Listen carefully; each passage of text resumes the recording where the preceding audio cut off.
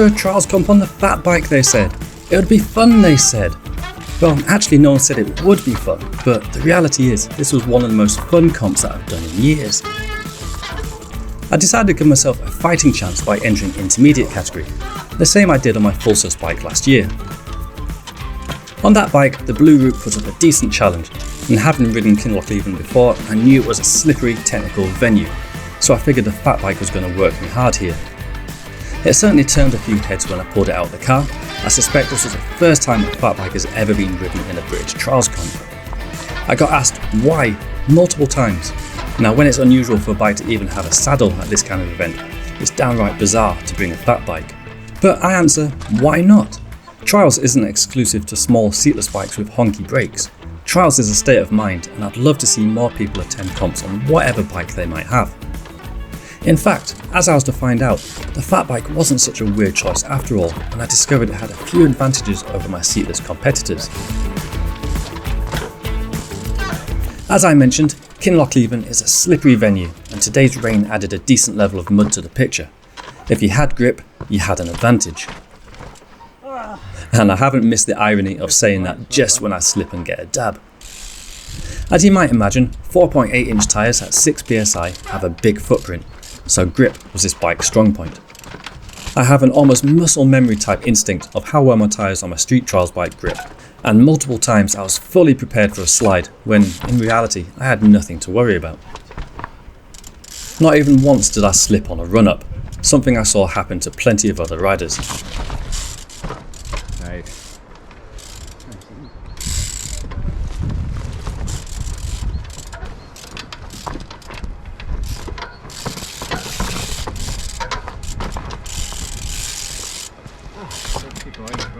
It's so fun. The only place it did struggle with grip was on the slickest of rocks, but even then it was coping better than other tyres.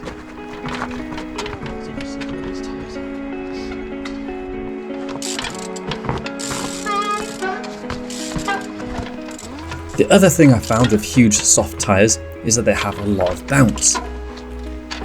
I feared the 1.5 kilo weight of each tyre would make the bike feel like a lead weight, but in fact, when it came to hopping, it did so without too much effort. The other big advantage was this bike's rolling ability. This is usually low on the list of attributes trials riders look for. Plenty of riders choose small 20-inch wheels for the most agility possible, but this comes at the sacrifice of getting hung up in holes or on routes much easier. The large outer circumference and soft tyres allow this bike to float over holes and rocks that would, and did, catch out other riders when they're not expecting it. Of course, it did have its limits, and I failed parts even with this advantage. On paper, Rory Semple, with his smaller 24-inch wheels with semi-slick tyres pumped up harder, had a huge disadvantage, even though he's on a trials bike. But here he is giving me a lesson on how to properly do this step. But for the most part, the bike got me up, down, over more than I expected, and as the day went on, the more I got used to the bike and trusted the grip.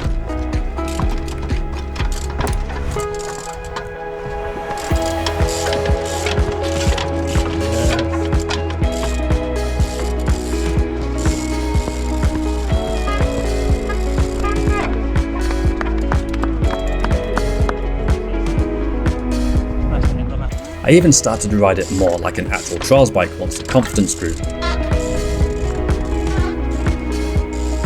After the comp, I wanted to see how they've coped with some of the bigger red gates. After a couple of tries, they were certainly possible. Maybe I should have been braver and entered red route instead.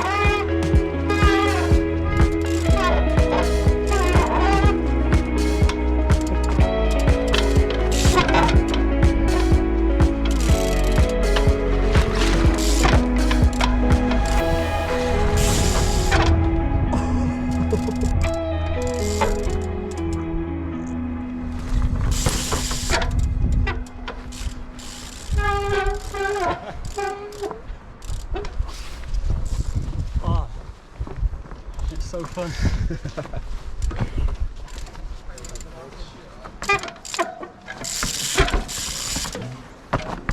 That was cool, man. Cheers. I wasn't the only one riding though, so let's share some love for the other riders.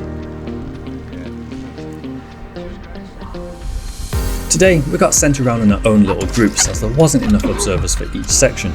This sadly means I couldn't film everyone there.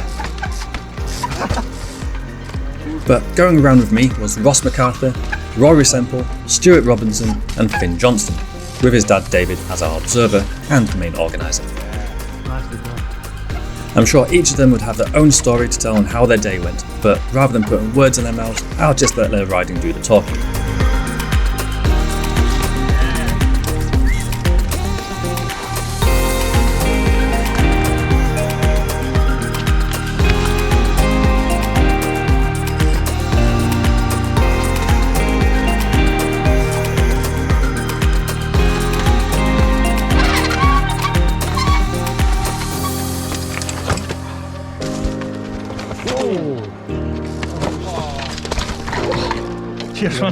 Yeah.